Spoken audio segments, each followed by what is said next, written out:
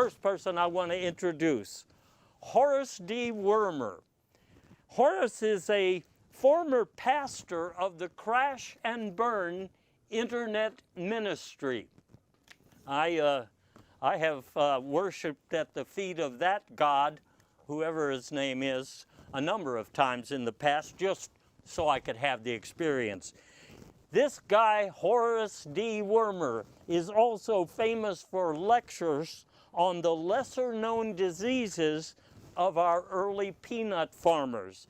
And he is a moon-based archaeologist, only person I know in America to visit all three of the as yet unnamed continents. And every time I bring these people on TV with me, they seem to have written a new book. Horace D Wermer wrote How I Survived Puberty and Why. And Horace, I've often wondered about this puberty that you experienced, I guess for most of the early part of your life. Mm-hmm. Yeah, well, I had a rough childhood, you know. So I was just a colt when I joined the Young Centaurs.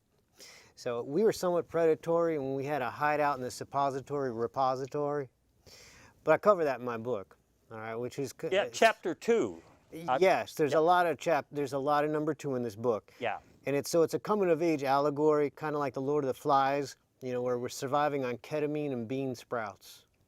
And now, I guess, having read chapter 2 repeatedly, it's my favorite, you must have had every version of bean sprout recipe that is known to man. Absolutely. And I guess you still eat them now?